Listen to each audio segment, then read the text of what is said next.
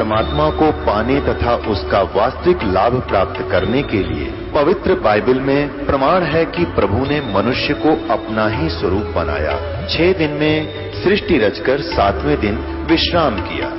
कुरान शरीफ में प्रमाण है कि हजरत मोहम्मद को खुदा स्वयं कह रहे हैं कि मैंने तुम्हें उस परमात्मा की महिमा बताने के लिए भेजा है।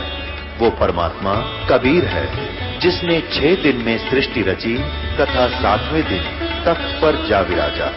उसकी खबर किसी बाखबर से पूछकर तो देखो। कृपया अवश्य सुनिए जगत गुरु तत्वदर्शी संत रामपाल जी महाराज के अमृत वचन। यही ज्ञान सब जीवों को सुनाओ और इन सब भोली आत्माओं को का भ्रम निवारण करो कि तुम काल के जाल में फंसे हो। यहाँ पर सुख नाम की चीज नहीं है। ये काल का भयंकर जाल है। इसने अपना आहार अपने स्वार्थों समय यहाँ पर फंसा रखा है। 1 लाख जीवों का रोज नित आहार करता है, 1.25 लाख की उत्पत्ति करता है। अब मैं तुमसे कहूं चिताई तेरे देवन की उत्पत्ति भाई। जिनको तुम अविनाशी अजरो अमर कहा करते थे, ब्रह्मा विष्णु महेश, इन तीनों देवताओं को इनकी उत्पत्ति सुनाता हूं। ये परमात्मा ने अपनी सिंपल लैंग्वेज में, साधारण भाषा में वो ज्ञान दिया है जो आज वेदों ने प्रमाण किया है। आज जो पुराणों ने प्रमाण किया है वही परमात्मा ने, कबीर साहब ने 600 वर्ष पहले ये ज्ञान दिया था, जो अभी तक कूड़े में डाल रखा था इन नादान संतों की, महर्षियों की नादान सोच के कारण। और आज वो सदग्रंथ भी हमारे साथ, पवित्र पुराण भी हमें सहयोग दे रहे हैं कि ज्यों की त्यों है। वही परमात्मा बता रहे हैं कि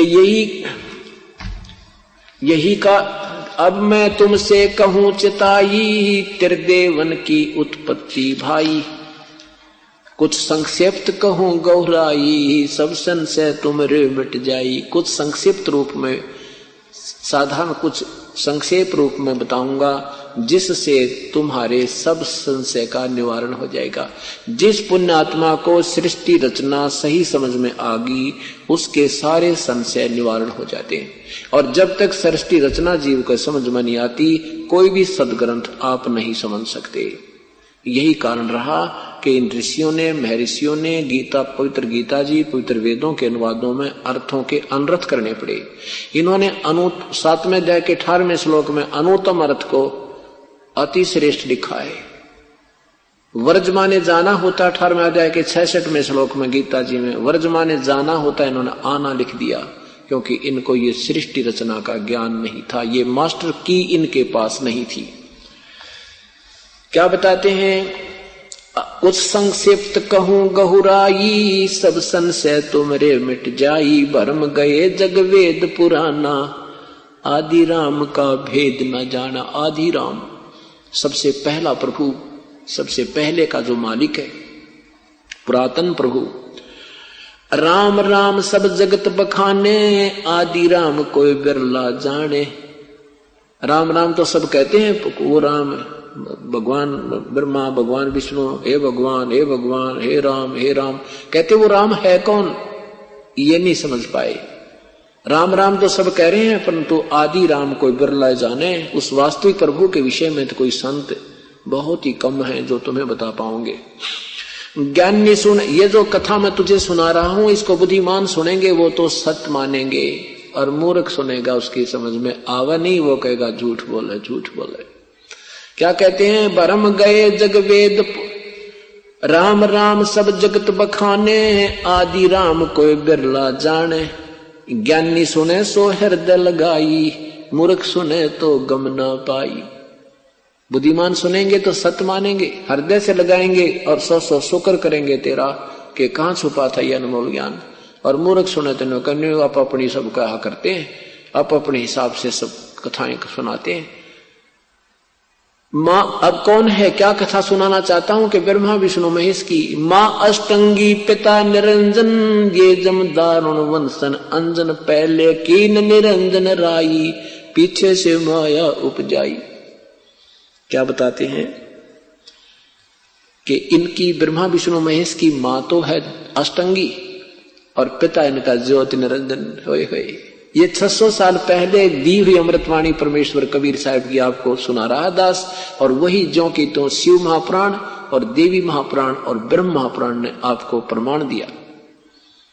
शिव महापुराण के 6ठे अध्याय रुद्र संहिता में लिखा है कि सदाशिव से और दुर्गा से, इस सदाशिव और इस पार्वती से विष्णु की उत्पत्ति हुई, और ब्रह्मा कहता है उसी प्रकार इन दोनों ने मुझे भी पैदा किया। अब इस 6ठे अध्याय में और 7वें में तो ये लेखक गोल मोल कर गया। 9वें अध्याय में फिर लिखा है कि इस प्रकार तीनों देवताओं में गुण है, रजगुण ब्रह्मा, सदगुण विष्णु, तमगुण शिव जी, और वो सदा शिव तो गुणातीत कहलाता है। यानी 4 स्थिति आप बता दी। ये ब्रह्मा विष्णु महेश दुर्गा और इस काल के संयोग से उत्पन्न हुए हैं, पति पत्नी व्यवहार से, और वो जो चौथा जो है वो काल है, ज्योति निरंजन अलग है। तो आज वही परमात्मा बता रहे हैं मां अष्टंगी पिता निरंजन, ये जम दारुण वंशन अंजन, पहले कीन निरंजन राई, पीछे से माया उपजाई।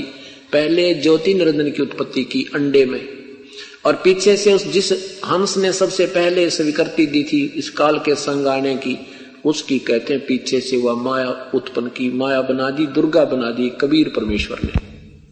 पहले कीन मां अष्टंगी पिता निरंजन, ये जम दारुण वंशन अंजन, पहले कीन निरंजन राई, पीछे से माया उपजाई। राई मीन राय, राय माने प्रभु, स्वामी, मालिक। ये निरंजन भगवान बनाया, राय साहब बोला करें, राय साहब। तो ऐसे ये राय यानी ये कुछ अंश का क्षेत्रीय कुछ को मालिक होता है, उसको राय साहब कहा करते, राय। पहले कीन निरंजन राय, ये राई कहो, राय को, ये क्योंकि ये पद्य भाग है, इसमें उसको जो है राग को सुचारू करने के लिए मात्राओं की फेरबदल संतजन किया करते हैं।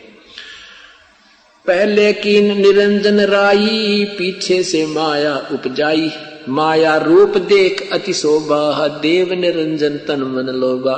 सुंदर लड़की को देख करके, उस माया के रूप को देखकर इस ज्योति निरंजन के मन में विकार उत्पन्न हुआ।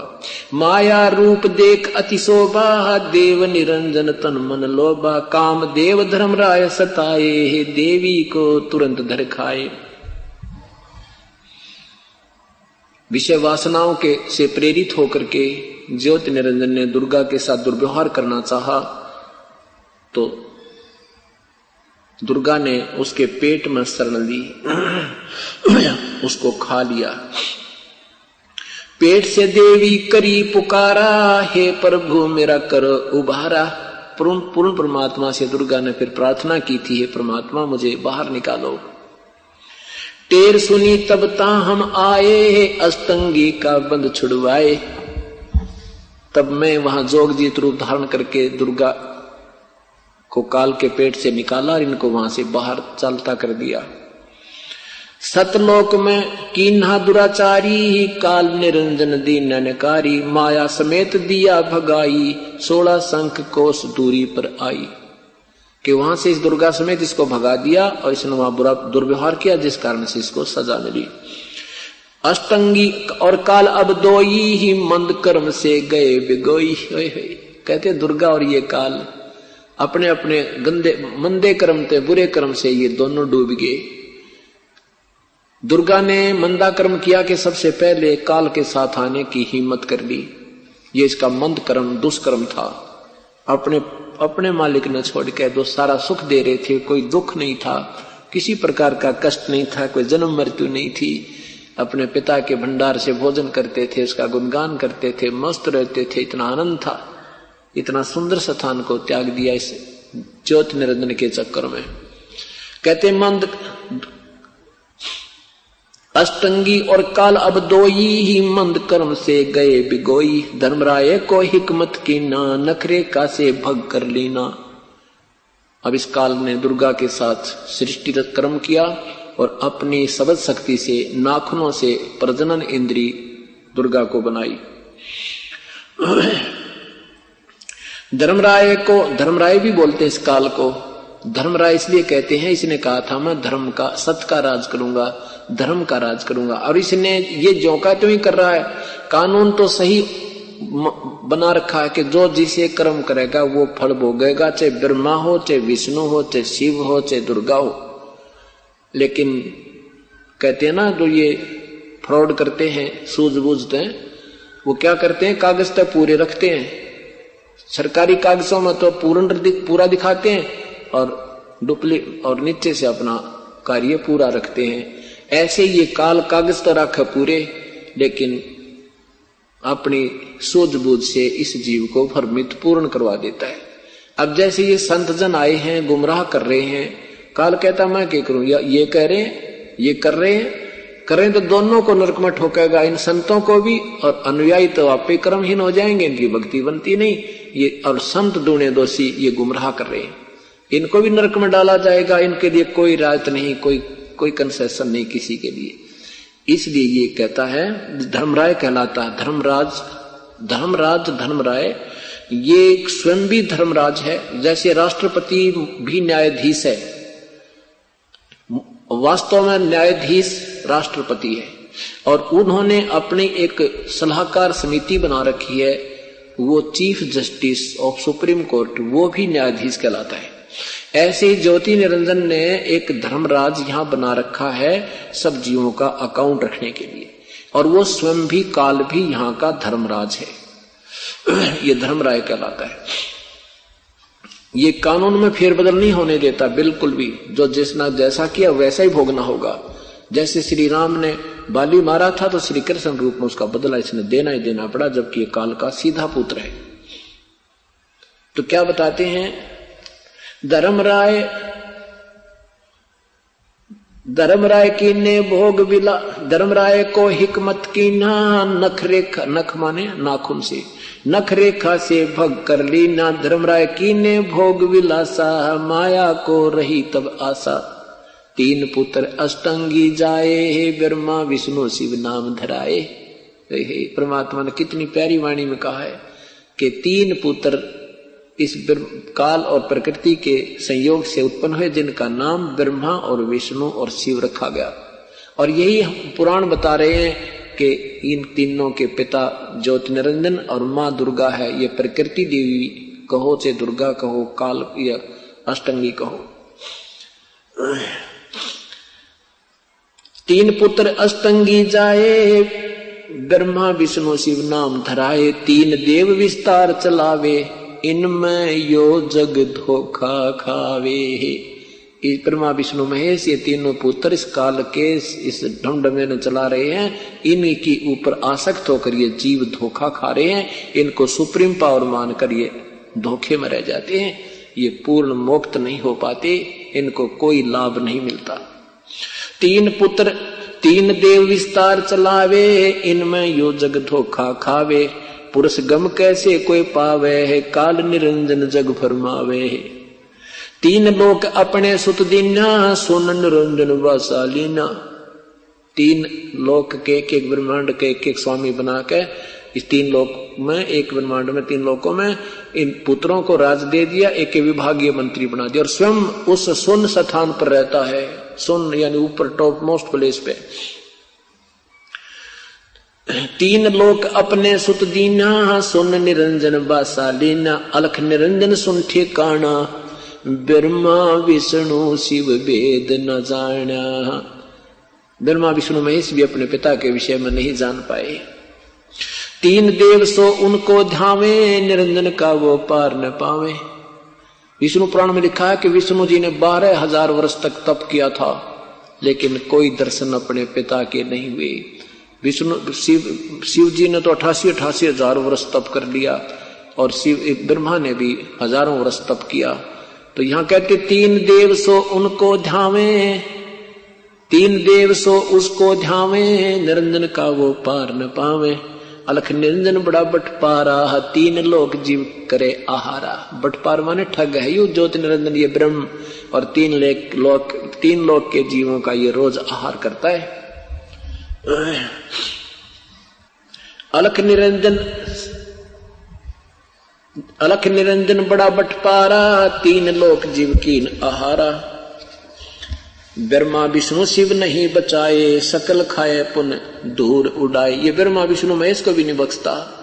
जैसे आपको बताया कि 7 ब्रह्मा की मृत्यु के उपरांत एक विष्णु की मृत्यु होती है और 7 विष्णु की मृत्यु के उपरांत एक शिव की मृत्यु होती है। जब इनकी मृत्यु होती है तो इनको भी तपस्या पर जाना ही जाना पड़ता, चाहे देव मरे और चाहे कोई आम प्राणी मनुष्य मरे। इन सबको एक बार तपस्या पर इनका शोरबा निकालता ही तीन लोग सो ब्रह्मा विष्णु शिव नहीं बचाए, सकल खाए पुन धूल उड़ाए। तीन के सुत हैं तीनों देवा, अंधे जीव करते हैं सेवा। उस काल के ये 3 बेटे हैं और ये ज्ञानहीन जीव इन की पूजा में लगे रहते हैं। कहते हैं तिसके सुत हैं तीनों देवा, अंधर जीव करते हैं सेवा। काल पुरुष सबू को चीन्या, पूर्ण पुरुष का हो नहीं चीन्या। काल पाए सभी गैलीना, ब्रह्म काल सकल जग जाने। आद ब्रह्म को ना पहचाने। इस काल को तो भगवान सब माने बैठे हैं, पर उस आदि परमात्मा के विषय में कोई सुनने को तैयार नहीं। 3 देव और अवतारा, ताको भजय सकल संसारा। इन ब्रह्मा विष्णु महेश ने और इन्हें जितने अवतार रूप में आते हैं, इनकी भजनों में, इन्हीं की महिमा गुणगान में यह सारा संसार लगा हुआ है। 3 देव और अवतारा, ताको भजे सकल संसारा। तीनों गुण का ये विस्तारा, धर्मदास में कहूं पुकारा। तीनों गुण का ये विस्तार माने ये तीनों गुण का जोड़ा हुआ जुगाड़ है। रजगुण ब्रह्मा, सदगुण विष्णु, तमगुण शिव जी। 3 गुणों की भक्ति में ये भूल पड़ो संसारे, कहे कबीर निज नाम बिना भाई कैसे उतरो पार। 3 गुणों की भक्ति में ये भूल रहा संसार, और कह कबीर निज नाम बिना भाई कैसे उतरो पार। यही पवित्र गीता जी अध्याय नंबर 7 के मंत्र नंबर 12 से 15 में स्पष्ट वर्णन किया है कि इन तीनों गुणों के द्वारा जो भी हो रहा है उसका निमित्त मैं ही हूं अर्जुन। क्योंकि रजगुण ब्रह्मा से उत्पत्ति, विष्णु से स्थिति और तमगुण शिव जी से संहार, इसका मूल कारण मैं हूं। लेकिन मैं इनमें और ये मुझ में नहीं है, क्योंकि ये इनसे अलग रहता है। सुन निरंजन बड़ा बटपारा, अलख निरंजन बड़ा बटपारा। 3 लोक जीव कीन आहारा। ज्योत निरंजन सुन ठेकाना, ब्रह्मा विष्णु वेद न जाना। ये अलग से रहता सुन में। तो ये कहता है कि इन तीनों गुणों के मैं नहीं हूं, और इन तीनों गुणों से, रजगुण ब्रह्मा से, सदगुण विष्णु से, तमगुण शिव जी से जो हो रहा है वो मुझसे ही होने वाला जान।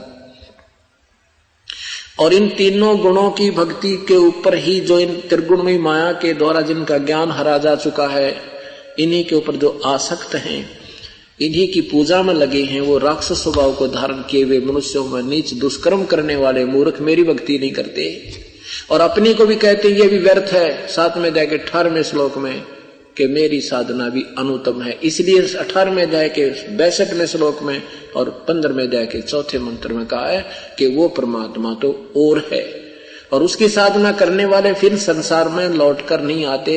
तो सर्वभाव से अर्जुन उस परमेश्वर की शरण में जा, उसकी कृपा से तो परम शांति और शाश्वत स्थान सतलोक को प्राप्त होगा। तेरा फिर जन्म मृत्यु नहीं होगा, फिर वो संसार में लौट कर नहीं आते जो पूर्ण मोक्ष प्राप्त करते। उसके लिए किसी संत की तलाश कर, मैं उस मार्ग को नहीं जानता। इसी विषय में आदरणीय गरीबदास साहेब प्रभु के दर्शन के उपरांत अपनी अमृतवाणी में प्रमाण दे रहे हैं। माया आदि निरंजन भाई, अपने जाए आप खाई। माया इस ज्योत निरंजन के द्वारा विवश की हुई ये दुर्गा उत्पत्ति करवाती है, सतिथि कराती है, संहार कराती है। तो अब उस दुर्गा को भी दोष दे रहे हैं, और निमित्त काल ही है। माया आदि निरंजन भाई, अपने जाए आप खाई। अपने पैदा करे आप खावे, सांपनी जैसा, नाग जैसा काम इनका। ब्रह्मा विष्णु महेश्वर चेला, ओहम सोहम का है खेला। सोन शिखर में धर्म अन्यायी, जिन शक्ति डायण मैल पठाई। सुखर सुन में यु धर्म अन्यायी, यु ज्योति निरंजन को धर्मराय भी बोलते हैं, इसको कहते यु धर्म यु अन्यायी सुन शिखर में रहता है। हरिशन या दुर्गा यहाँ भेज दी, और ये सबकी बुद्धि भ्रष्ट रख है। किसी भी पॉइंट से, किसी भी कारण से, ये जैसे आपको बताया भी 18 क्षोणी सेना का विनाश हुआ, वहां पर ये माया राज बन गई। राज के बंटवारे के ऊपर माया, यह भी माया है, यह भी एक जाल है काल का। कौरव और पांडव लड़के मर गए। क्या बताते हैं, सुन शिखर में धर्म अन्यायी, जिन शक्ति डायन मैल पठाई। लाख ग्रासे नित उठ दूती, ही माया आदि तकत की कुती। अब परमात्मा ने इस दुर्गा को भी दोषी, आदरणीय गरीबदास साहिब ने दुर्गा को भी साथ दोषी बना लिया। कहने लगे कि ये सहयोग दे रही है ज्योति निरंजन को 1 लाख जीव नित आहार करने में, और वो काल जो है ज्योति निरंजन उस परमात्मा के दरबार का कुत्ता है। उसने वहां कुत्ते जैसा कर्म किया जिससे वो निष्कासित किया गया, और वही कुत्ता कर्म इसने यहाँ चालू कर रखा है। यहाँ कोई सिस्टम ठीक नहीं 21 ब्रह्मांड में। ठीक है, हमने राजरूज बना के और ये व्यवस्था बना रखी है। अगर ये एक महीने अगर ये ये कोई भी पुलिस वगैरह ना होता, फिर देखा इन जीवों की वृत्ति, जब कोई बहन बेटी सुरक्षित रह जाए, जब किसी की कोई प्रॉपर्टी ठीक पा जाए, तो हम ऐसे वहां से बिगड़ा हुआ हमारा सारा शरीर है, व्यवस्था है। उस काल ने वहां कुत्ते जैसा कर्म किया, और यहाँ भी हम कुत्ते जैसी वृत्ति के बना दिए। जैसे तगड़ा कुत्ता आता है और छोटे कमजोर कुत्ते ने रोटी मुंह में ले रखी हो, वो दूर से घुर्र करेगा और वो मुख से रोटी डालकर दूर खड़ा हो जाएगा। ये स्थिति यहाँ हर जीव की है। तो यहाँ उसी दृष्टिकोण से लताड़ रहे हैं।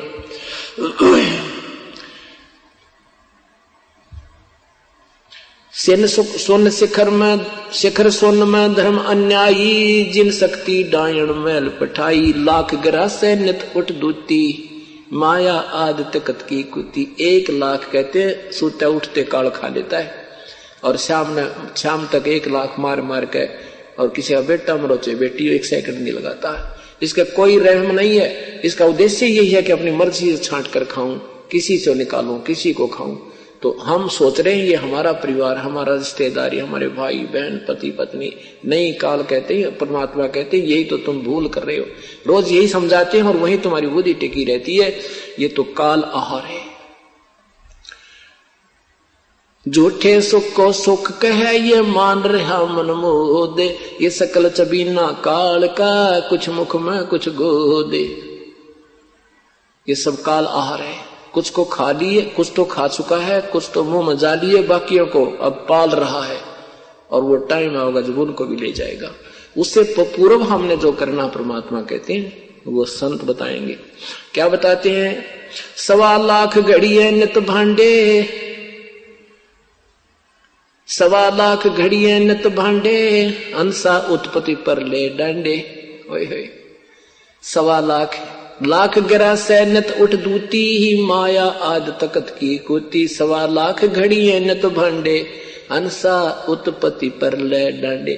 1.25 लाख तो रोज मारे है, और 1.25 लाख ये भांडे, ये शरीर और तैयार कर देता है। अंसा उत्पत्ति, ये भोड़ी आत्मा, ये जीव आत्मा जन्म और मृत्यु के दंड से दंडित कर रखे हैं। हंसा उत्पत्ति पर ले डांडे। उत्पत्ति माने जन्म, पर ले माने मृत्यु। ये तीनों चेला बटपारी, सिरजे पुरुषा सिरजी नारी। इन तीनों भगवानों को भी लताड़ रहे हैं कि ये भी उस ठग का सहयोग दे रहे हैं। इन्होंने स्त्री और पुरुष रचकर और हमें एक दूसरे के साथ आकर्षित कर दिया। खोखापुर में जीव भुलाए, सोपन बिस्त वैकुंठ बनाए। ये खोखापुर है। खोखा माने खाली, ऊपर तो बढ़िया दिखा, अंदर वस्तु कुछ नहीं। इसमें ये जीव भुला रखे, ये खोखापुर है। और ये सोपन भिष्ट वैकुंठ भी सोपन सा, जैसे हम यहाँ बैठे हैं, ये मेरा कार है, कोठी है, बेटा है, बेटी है, और 1 सेकंड के बाद मृत्यु हो जाए, अपना कुछ भी कोई नहीं। ऐसे स्वर्ग में जो देव बने, महादेव बने हैं, इनकी भी ऐसे दिन आएगा, मृत्यु हो जाएगी, वो सोपन सा हो जाएगा, उनका कुछ नहीं वहां पर। तो क्या बताते हैं, खोखापुर में जीव भुलाए, सोपन बिस्त वैकुंठ बनाए। ये है हरहट, यो अरहट का कुआ लोई। या गल बंधा है सब कोई। ये अरहट रहट होता है, नीचे से बाल्टियां उस रहट की चैन पे लगी हुई भरी हुई पानी से आती हैं, ऊपर खाली हो जाती हैं, नीचे से फिर भर के आती हैं, फिर खाली हो जाती हैं। कहते हैं यहाँ तुम शुभ कर्म अशुभ करते हो, शुभ ऊपर शुभ, स्वर्ग में अशुभ, नरक में खाली करके फिर आ जाते हो, फिर भर के जाते हो, फिर खाली करके आते हो, 84 लाख योनियां भोगते हो। ये अरहट का कुआ लोई, यागड़ बंधा है सब कोई। ये कीड़ी कुंजर और अवतारा, हरहट डोर बंधे कोई बोरो। हाथी ते लेकर और चीटी ताई, जीव से लेकर इन अवतारों तक, ब्रह्मा विष्णु महेश तक भी इस अरहट की डोर के कितने चक्कर काट चुके, कितनी जन्म मृत्यु हो चुकी है। पीर पैगंबर कुतुब ओलिया, सुरनर मुनिजन ज्ञानी। एत्या को तोरा ना पाया, ये काल का बंधे प्राणी। हे भगवान, शुरू में ये दास जब ये वाणी पढ़ने लगा प्रभु की कि पीर पैगंबर कुतुब ओलिया, ये सुरनर मुनिजन ज्ञानी, ये मुनिजन ऋषि महर्षि देवताओं को भी मार्ग नहीं मिला, ये काल का बंधे। तो दिल में खटक सी लगे थी कि हे भगवान, इन बातों ने कौन मानेगा कि ब्रह्मा विष्णु महेश और ये देव भी काल के बंधे हैं। पर इन सदग्रंथों ने तो मेरी इस बात को कति आसान कर दिया। अब समझन में 2 मिनट भी ना लगे पुण्यात्मा को कि सचमुच ये तो कुछ भी नहीं था, इन ऋषियों में ऋषियों के पास तो खख नहीं था। ये वही प्रक्रिया हम जीव कर रहा है। साधना की को सूत बैठ गया, किसी जन्म में वेदों अनुसार साधना कर ली, स्वर्ग से ले गए, सिद्धि आ गई, एक दूसरे प्रभु पाक गए, वो कहानी कथा इनकी कविताएं सुनी जाती हैं। दुर्वासा ने ऐसे कर दिया था, विश्वामित्र ने ऐसे कर दिया था, अर्जुन बेरा फिर विश्वामित्र गिल के हो गया आगे, वो ज्ञान हमें नहीं था। क्या बताते हैं कि स्वर्णर मुनिजन कुतुब ओलिया, स्वर्णर मुनिजन ज्ञानी। एत्या को तोरा ना पाया, ये यम के बंधे प्राणी। इनको रास्ता नहीं मिला, तो ये बात समझ में पहले कम आओ। अब सदग्रंथों ने आसान कर दिया कि इन देवताओं ने भी, ब्रह्मा विष्णु महेश को भी, ऋषियों को, महर्षियों को, सिद्धों को, गोरखनाथ जैसों को भी वो तत्व भेद और सही व्यक्ति का विधि नहीं मिला, उनको नहीं पाई। अब तो समझ में आ गई, कति आसान होगी क्योंकि सदग्रंथ प्रमाण दे रहे हैं। इनको तो रास्ता मिला नहीं, ये तो काल ही के साधना में उलझे रहे, यम के बंधे प्राणी। धर्मराय के धूमा धामी, जम पर दंग चलाऊं, जम पर जंग चलाऊं, जोरा को तो जान न दूंगा, बांध अदर घर लाऊं। मुल्ला माया मग में बैठी, हंसा चुन चुन खाई। और ये ज्योति निरंजन कहे, जो अलख ज्योत स्वरूपी भया निरंजन में ही करता बाई। यहाँ पर कहते हैं ज्योति निरंजन भगवान बना बैठा है। एक न करता, दो ना करता, 9 ठहराए भाई, 10वां भी धुंधर में मिल जा, सत कबीर दुहाई। यहाँ तो एक भगवान नहीं कहते, 9 अवतार ये भी भगवान थे। तो कहते एक ना करता, 2 ना करते, 9 ठहराए भाई, और 10वां भी ऐसे ही चला जाएगा जैसे श्री राम और श्री कृष्ण चले गए, कुछ समय अपनी लीला दिखा करके। काल प्रेरणा से आते हैं और यहाँ कुछ अनोखी सी आम जीवों से ये तगड़े होते हैं, उनसे उनमें समर्थ होते हैं, फिर ये आम जीव उनसे प्रभावित होकर उन्हीं के गुणगानों में लगे रहते हैं। ये भी काल का एक सुनियोजित चाल होता है, जाल होती है, सुनियोजित चाल है।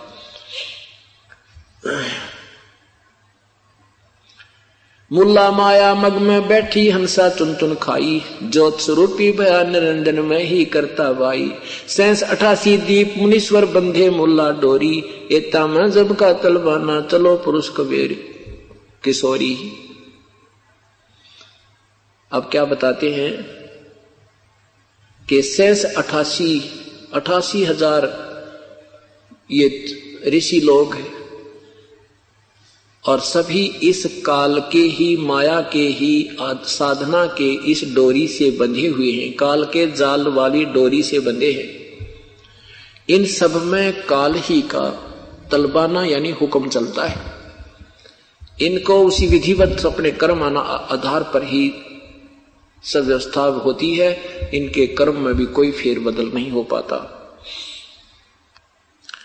अपनी समर्थता बताते हुए परमेश्वर के विषय में गरीबदास जी बता रहे हैं, 14 भवन गमन है मेरा, जलथल में सरभंगी, खालक खलक खलक में खालक, अवगत अचल अभंगी। अगर अलील चक्र है मेरा, जिससे हम चल आए, इन पांचों पर परवाना मेरा, बंद छुटावन धाए। इन पांचों के ऊपर मेरा तलबाना, मेरा हुक्म चलता है, कबीर परमेश्वर कहते हैं, और औरों के ऊपर इन पांचों का चलता है। इन पांचों पर, इन पांच कहते हैं, ब्रह्मा विष्णु महेश्वर माया और धर्मराया कहिए, इन पांचों मिल पर पंच बनाया, वाणी हमरी लइये। इन पांचों ने मिलकर ये सब प्रपंच बना रखा है, इसलिए हम जो कह रहे हैं इस पर विचार कीजिए। इसको लेना माने गहराई से सोचना, संकेत समझ जाना हम क्या कहना चाह रहे हैं। इन बातों को सुनकर धर्मदास बड़ा प्रभावित होता है और फिर कहता है, परमात्मा आपकी बात मैं सारी मान रहा हूं, लेकिन प्रभु मैंने सुना है कि क्या भगवान कृष्ण, देखो भगवान श्री कृष्ण में भी तो शक्ति है। जैसे श्री मोरध्वज राजा के पुत्र ताम्रध्वज को आरे से चरवा के भगवान श्री कृष्ण जी ने उसको जीवित कर दिया था। आप कैसे कह रहे हो प्रभु ये शक्ति नहीं है?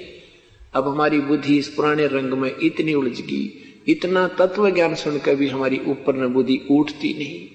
परमात्मा ने कहा, भाई बात सुन जो धर्मदास, ठीक है, ये नहीं कहा मैंने कि इनमें कोई शक्ति नहीं है, लेकिन तुम इनको सर्वशक्तिमान कहते, सर्वशक्तिमान नहीं, ये केवल किया हुआ कर्म ही दे सकते। यहां तो भगवान श्री कृष्ण जी ने ताम्रध्वज को जीवित कर दिया, आरे से 2 फाड़ करवा के, ये कर सकते हैं क्योंकि इतनी शक्ति है इनमें ये, लेकिन श्वास नहीं वृद्धि कर सकते, ये जीव की उम्र नहीं बढ़ा सकते।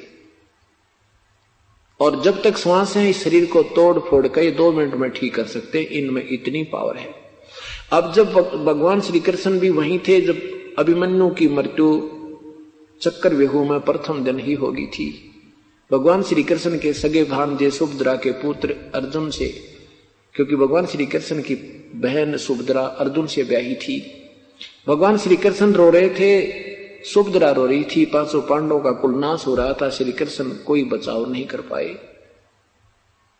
अब धर्मदास इस बात को सुनकर चुप हो जाता है और परमात्मा अंतर्ध्यान हो जाते हैं कि इसकी बुद्धि अभी काम पूरा नहीं कर रही है, इसके मन में यू खिचड़ी ज्ञान घुसा हुआ है। अब ऐसे करके परमात्मा पूर्ण ब्रह्म फिर अंतर्ध्यान हो गए। अब धर्मदास बुरी तरह रो रहा है, ये भगवान मेरे से गलती होगी प्रभु, एक बार दर्शन दे दो मेरे मालिक, दर्शन दे दो मेरे मालिक। मैं अब फिर कभी आपके साथ वाद विवाद नहीं करूंगा। लेकिन परमात्मा ने 6 महीने तक कोई दर्शन नहीं दिए। अब उसके बाद ये तो पता लग गया कि जो साधना तू कर रहा है तो डलेड हो रहा है, ये असंग युग हो गई, ये साधना करते, इन भगवानों की पूजा करते। तो उसके बाद मथुरा के बाद वृंदावन जाते थे, वृंदावन के बाद फिर बरसाना जाना था, लेकिन वो नहीं गया, ना वृंदावन गया ना बरसाना गया। बरसाना में किस लिए जाते हैं? राधा से सिफारिश लगवाने के लिए कि राधे राधे शाम मिला दे, राधे राधे शाम मिला दे। भगवान कहते हैं ये तुमने ड्रामेबाजी आप पर शुरू कर दी, ये आप मनमुखी कथाएं बना लिए, मनमुखी मंत्र बना लिए, मनमुखी शब्द बना लिए। ये ना गीता जी में प्रमाण है ना वेदों में प्रमाण है, इसलिए मनमाना आचरण है। अब जब राधा जी मिलने आती थी भगवान श्री कृष्ण से लुक छिपके, तो दुनिया उसको बुरी दृष्टि से देखा करती थी, उसको गुंडी कहा करती थी कि कहाँ जाती है एकांत में एक पुरुष से मिलने के लिए। और जब वो चली गई, अब लाखों हजारों वर्षों के बाद आज उससे सिफारिश लगवाते हैं कि हमें कृष्ण से मिलवा दे। और जब कृष्ण जी वहां पर थे, जब उसके साथ संघर्ष कर रहे थे, कारण यही था कि ये स्त्रियों में नाचता है और समाज इसी कारण से भगवान से द्वेष करता था। इसी कारण से ये जरासंध शिशुपाल जैसे भगवान के साथ व्यवहार किया करते थे। अब वो चले गए हैं तो हम सब उनके गुणगान कर रहे हैं। इंसानियत जब थी तो उनके रहते उनको मानते, जितना वो लाभ दे सकते थे आपको अवश्य दिलाते, लेकिन ना मोक्ष उनका पूर्ण है ना ही उनके अनुयायियों का। तो ना वृंदावन में गए ना फिर बरसाना गया। धर्मदास रोता हुआ अपने बांधवगढ़ की तरफ चल पड़े, अपने मूल स्थान घर को आ गए।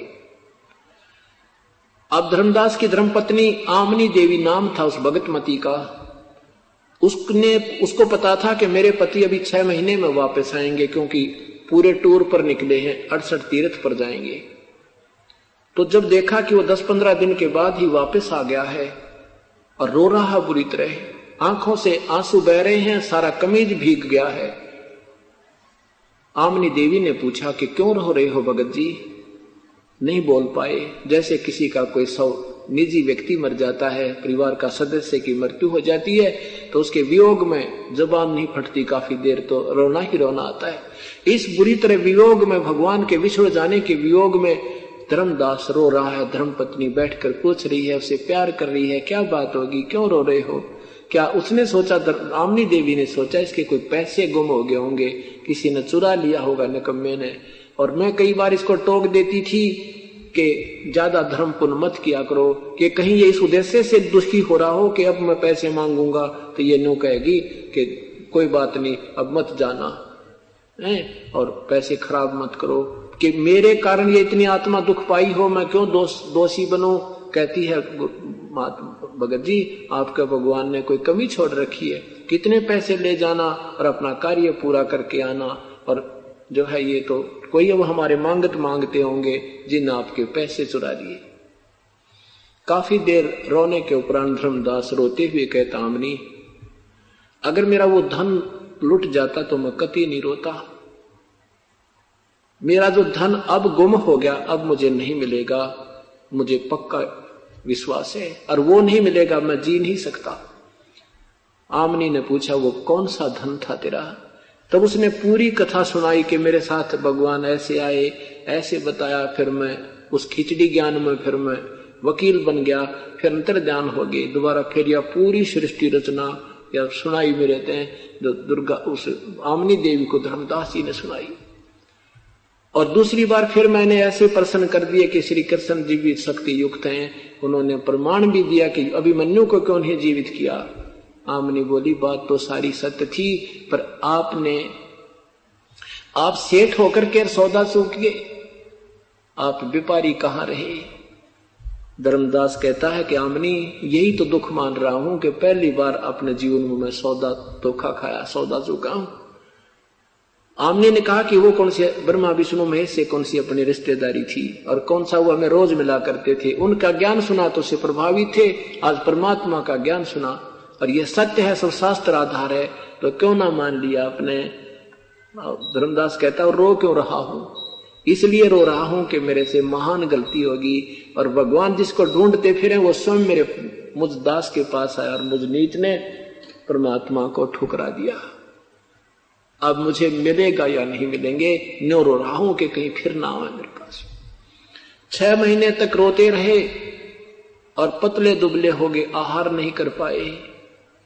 कहने के भगवान, वो साधना तो मेरे से हो नहीं सकती, वो तो कति व्यर्थ है, और सत साधना मुझे मिली नहीं। अब 6 महीने के बाद परमेश्वर ने आमनी देवी में प्रेरणा की कि पूछा आमनी देवी ने कि भगवान ने कुछ कहा होगा, वो कैसे आते हैं, कुछ तो विचार व्यक्त किए होंगे, कुछ बताओ, हम समाधान करें। फिर धर्मदास को चेतना आई कि एक दिन कह रहे थे कि जहां धर्म भंडारे होते हैं मैं प्रत्यक्ष या अप्रत्यक्ष रूप में वहां प्रकट रहता हूं। आमनी देवी ने सोचा ये तो रो रो कर मर जाएगा। कहा कि तू भंडारा कर दे सेठ जी।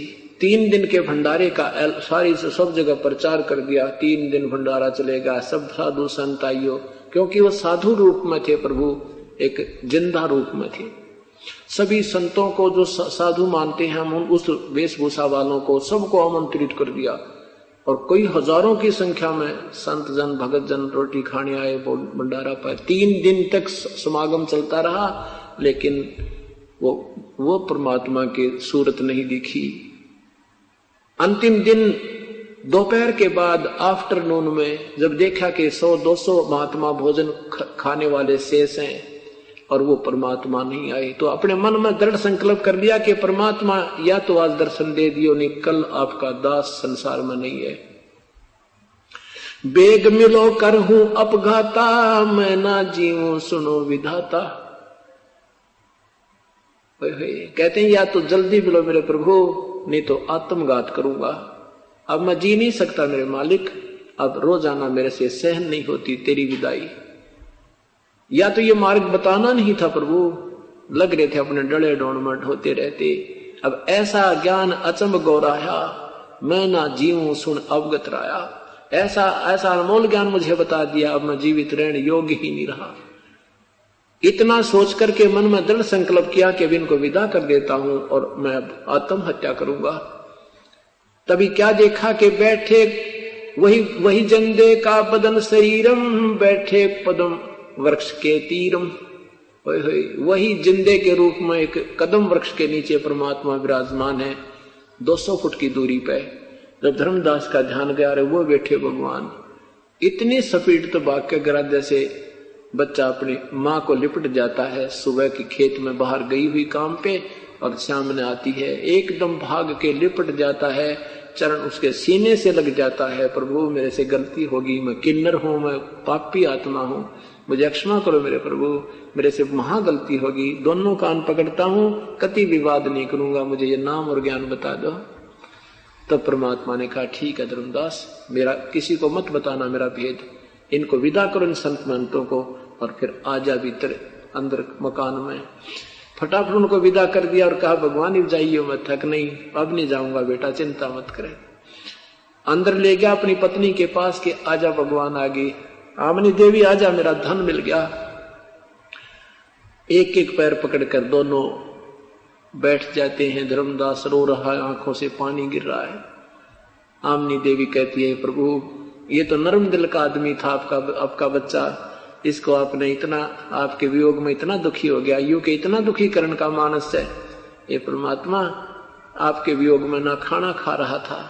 आमनी देवी से कहा कि परमात्मा ने कहा आमनी देवी ये दुखी नहीं किया मैंने, इसका युग लोहा गर्म किया है, 6 महीने का इसको वियोग दिया है, इसका लोहा गर्म हो गया।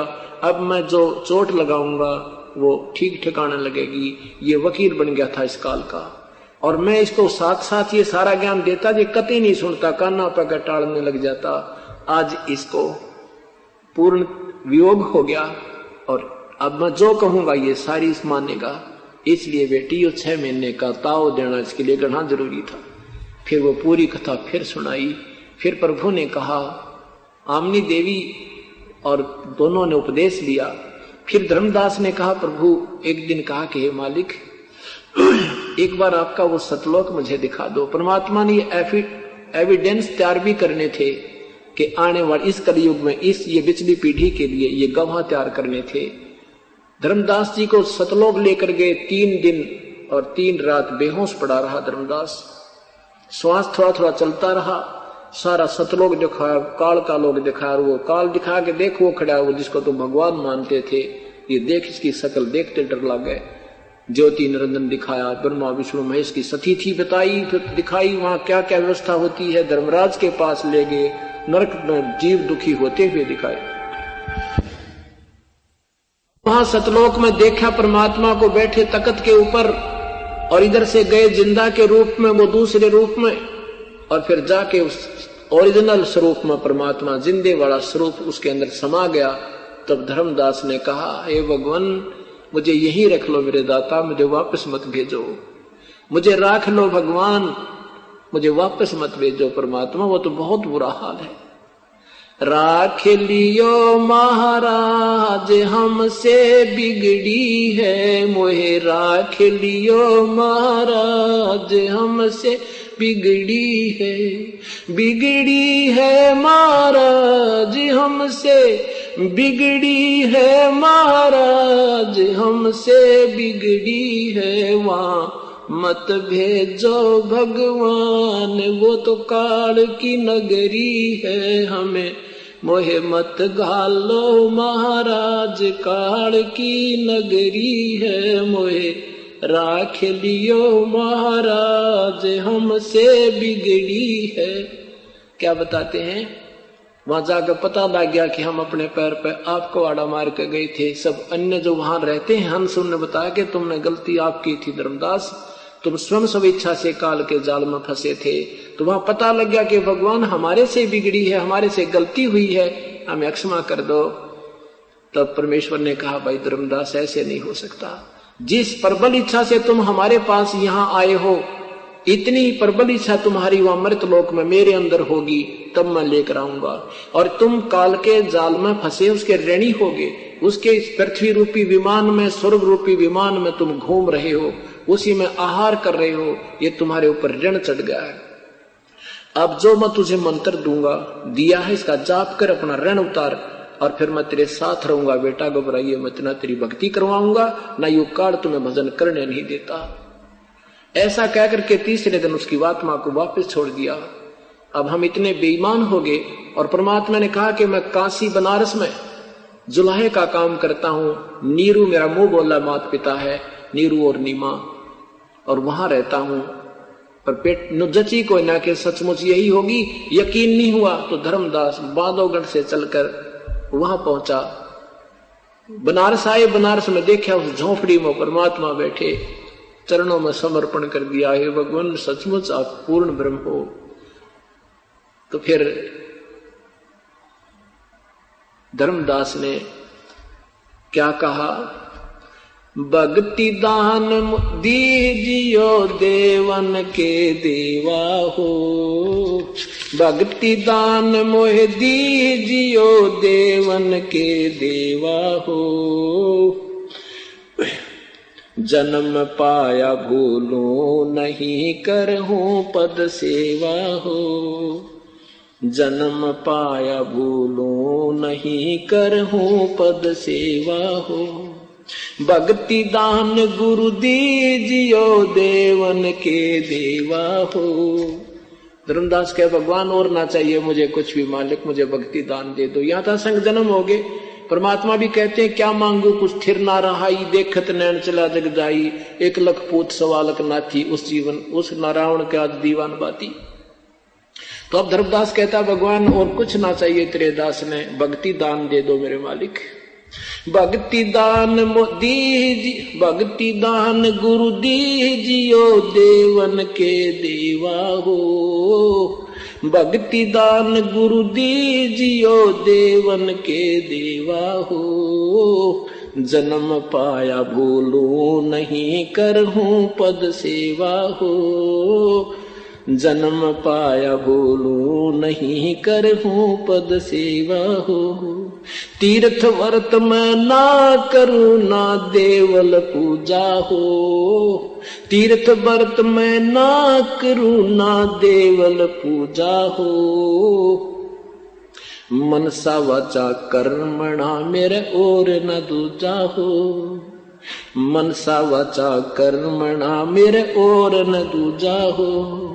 भक्ति दान गुरु दीजियो देवन के देवा हो, जन्म पाया भूलूं नहीं करहूं पद सेवा हो।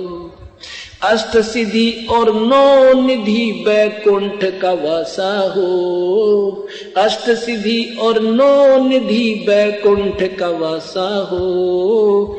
ये मैं तुमसे न मांगता सब थोथरी आशा हो, ये मैं तुमसे न मांगता सब थोथरी आशा हो। भक्ति दान गुरु दीजियो देवन के देवा हो, भक्ति दान गुरु दीजियो देवन के देवा हो। जन्म पाया भूलूं नहीं करहूं पद सेवा हो। सुख संपत्ति परिवार धन और सुंदर नारी हो, सुख संपत्ति परिवार धन और सुंदर नारी हो। स्वप्न में इच्छा ना करूं गुरु आण तुम्हारी हो, स्वप्न में इच्छा ना करूं गुरु आण तुम्हारी हो। भक्ति दान गुरु दीजियो देवन के देवा हो, भक्ति दान गुरु दीजियो देवन के देवा हो। जन्म पाया विसरो नहीं करहूं पद सेवा हो। धर्मदास की बीनती समर्थ चित दीजो हो, धर्मदास की बीनती समर्थ चित दीजो हो। ये आवागमन निवार कर अपना कर लीजो हो, ये आवाह गवन नवार के अपना कर लीजो हो। भक्ति दान गुरु दीजियो देवन के देवा हो। भक्ति दान गुरु दीजियो देवन के देवा हो। जन्म पाया बिसरूं नहीं करहूं पद सेवा हो। जन्म पाया भूलूं नहीं करहूं पद सेवा हो। धर्मदास जी कहते हैं भगवान मुझे तो केवल भक्ति का दान दो मेरे दाता, और मनुष्य जन्म मिला है अब पद सेवा करूं। पद सेवा, सेवा मीन पूजा, पद मीन विधिवत साधना पद्धति। आप जो बताओगे प्रभु केवल वही साधना करूंगा, अन्य नहीं करूंगा। तीर्थ व्रत मैं ना करूं, ना कोई मंदिर पूजा हो, और मनसा वाचा कर्म ना मेरे और ना दूजा हो। यानी मन वचन कर्म से प्रभु कसम खाता हूं आपके बताए अनुसार के बिना मैं कोई साधना नहीं करूंगा। फिर कहते हैं ये अष्ट सिद्धि और नौ निधि, एक सिद्धि सब सागर पीवे, एक सिद्धि जो भोजल जीवे, एक सिद्धि आकाश से उड़ जाई, एक सिद्धि कुछ जल पैर न लाई। कैसे ऐसी ऐसी इन 8 और सिद्धियों को और 9 निधि, इनको मालिक मुझे जरूरत नहीं, और ना बैकुंठ में निवास करने की मुझे आवश्यकता नहीं। ये सब थोथरी आशा, सब यूजलेस है। ये सुख संपत्ति परिवार धन और सुंदर नारी हो, परमात्मा सपने में भी ना मांगो आपते, ये आन तुम्हारी हो। क्योंकि पता लग गया मालिक ये मांगते मांगते मर गए, हमारा भिखारीपन खत्म नहीं हुआ। जैसे गरीबदास साहब जी कहते हैं, कोट जन्म तू राजा की ना मिटी ना मन की आशा, और भिक्षुकों का दर दर घूमा तो मिला ना निर्गुण रासा। तो यहां उसी को दोहरा रहे हैं कि परमात्मा ये नहीं मांगूंगा जिंदगी में आपसे, ये तो आप हमें आप पे दोगे, आपके बच्चे हैं। माता पिता को पता होता है सर्दी आ रही है, अपने आप बच्चों के वो कपड़े तैयार कर देता है, वो मांगो चाहे मत मांगो। तो जब हम इनके इस मालिक के हो जाएंगे, उसको पहले पता मेरे बच्चों को क्या आवश्यकता होगी, आपको तुरंत रख देगा लाकर। ये विश्वास करके देखना दाता। लेकिन हम गलती करते हैं, हम पद्धति छोड़ देते हैं।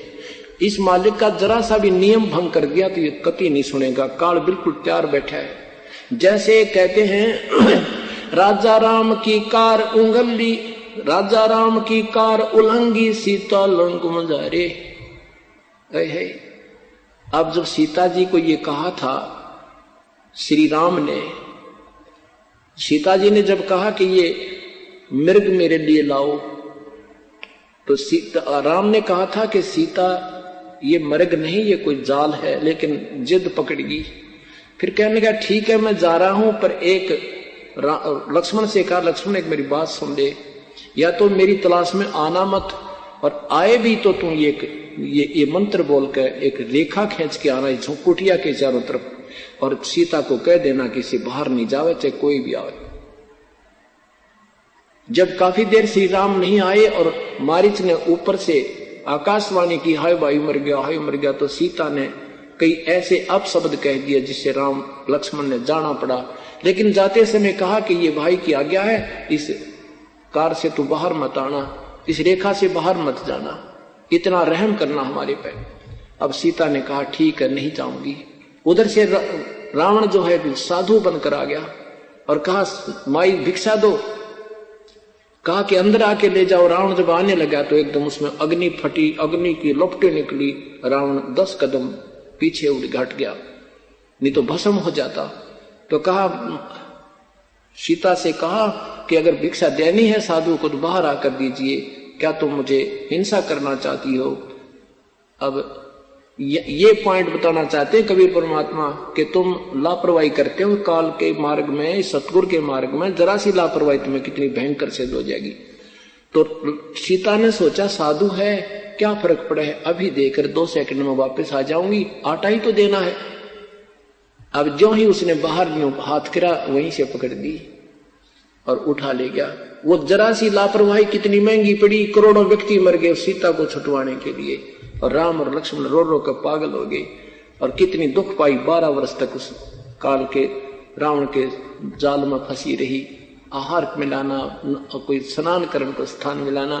तो यहाँ परमात्मा कहते हैं तुम इस हमारे इस मार्ग को, इसमें लगने के बाद इस मर्यादा को, इस पद को, इस पद्धति से भिन्न मत करना, कोई भी मर्यादा भंग मत करना। मर्यादा भंग करते तुम्हारे ऊपर अटैक काल का हो जाएगा। ठीक है, जिनका भी कोई आपत्ति का कोई समय संयोग नहीं है, वैसे गलतियां भी करते रहेंगे, काल उनको थेपड़ कर रखे, अब ठीक है लगे रहो। और जिनका संयोग आगे कोई बहुत भयंकर उसका होता है और श्वास शेष नहीं होते और उनसे कोई गलती हो जाती है तो फिर काल नहीं छोड़ता, क्योंकि परमात्मा का नियम है। रात्रि में बताएंगे, इनके वचन हुए थे प्रभु के साथ काल के, कि जो मेरी मर्यादा में रहेगा, तेरी मर्यादा में रहेगा, मैं नहीं छेड़ूंगा और उसके आगे नतमस्तक रहूंगा, और तेरी मर्यादा से बाहर आ गया वो मेरा होगा, प्रभु उस पर जबरदस्ती ना करियो।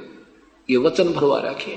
अब परमात्मा यही कहते हैं, जब तक हंसा हमरी आना, काल लगे ना तुमरा बाना। जब तक मेरी मर्यादा में जीव रहेगा तेरा तीर नहीं लग सकता। लेकिन हम इतने नादान बालक हैं, कहते कहते मर्यादा तोड़ जाते हैं। हम परमात्मा यही कहते हैं, भक्ति से कम कर लो, दान भी कम करना, पर मेरी मर्यादा से बाहर मत जाना, फिर मैं आप ले जाऊंगा। पर हम यही गलती कर जाते हैं, हम समाज में ज्यादा रहते हैं। उन लोगों की कोई मर्यादा नहीं, उनकी कोई भक्ति नहीं, तो मर्यादा कहां से होगी। और मर्यादा के बिना या भक्ति रूपी फसल तैयार नहीं हो सकती। किसान खेत में चारों तरफ मेड़ बनाता है, वो मर्यादा बनाता है तो खाद और पानी उसका ठीक ठिकाने रहता है, और वो बढ़िया वो दौड़ ना हो तो कहीं का कहीं जाएगा, वो फसल साफ उसकी नहीं बन सकती, सफल नहीं हो सकती। तो इसी प्रकार हमने अपने परमात्मा की प्रत्येक नियम को निभाते हुए इस भक्ति को करना। यह धर्मदास जी कह रहे हैं कि अब पद सेवा करूंगा। सेवा मीन पूजा, और पद माने आपके बताई हुई पद्धति विधि से, और कोई नहीं करूंगा परमात्मा, ना तीर्थ जाऊंगा, ना व्रत करूंगा, ना किसी मंदिर में जाऊंगा। ये सब बकवाद है, ये साधना ठीक नहीं थी। तो इस प्रकार धर्मदास जी का कल्याण हुआ। बोलो सतगुरुदेव की जय। आज सुबह के सत्संग में भक्तात्मा परमेश्वर कबीर साहब तथा भक्त श्री धर्मदास साहब जी का संवाद सुन रहे थे।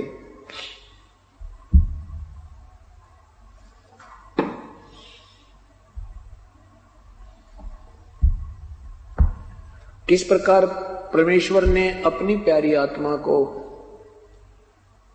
काल के जाल को समझाया। पहले दास बने, अपने आप को एक अज्ञानी कहा, और आदरणीय धर्मदास साहिब जी को महात्मा कहा। यदि पहले बार ही परमेश्वर ये कह देते कि तेरी साधना गलत है, तू गलत कर रहा है, तो धर्मदास एक नहीं सुनता, उठकर चला जाता। इस काल के जाल से निकालने के लिए परमेश्वर ने कितने तरीके हमारे लिए अपनाए हैं, क्योंकि वो हमारे पिता हैं, वो हमारे वास्तविक आधार हैं, आत्मा के आधार हैं। और यही हमारी संभाल नहीं करेंगे तो और कोई हमारी संभाल करने वाला नहीं है। अंतर्यामी एक तू आत्म के आधार, जो तुम छोड़ो हाथ तो हमें कौन उतारे पार। तो क्या कहा, पहले प्रार्थना की, हे महात्मा जी मुझे कुछ मार्ग बता दो, मैं बहुत भटक दिया। ऐसा कहा तो धर्मदास जी ने जो क्रिया ने सुन रखी थी, अपने गुरुदेव से ज्ञान प्राप्त था, पूर्व गुरु से, वो बताना प्रारंभ किया। तो उसमें से फिर निष्कर्ष निकालकर परमेश्वर ने उस प्यारी आत्मा को काल का जाल समझाया। उसके ऊपर एक शब्द है, ज्ञान सुना दे विधि बता दे, ओ मेरा कल्याण भक्त मैं अर्ज करूं। ज्ञान सुना दे विधि बता दे, ओ मेरा कल्याण भक्त मैं अर्ज करूं। धर्मदास तब यूं बोला, 68 तीर्थ नाऊंगा, धर्मदास तब न्यों बोल्या। 68 तीर्थ नाऊंगा, गीता जी का पाठ करत हूँ, इस विद मुक्ति पाऊंगा। गीता जी का पाठ करत हूँ, इस विद मुक्ति पाऊंगा। राम कृष्ण के गुण गाऊंगा, मिला स्वर्ग में स्थान, भक्त में अर्ज करूं।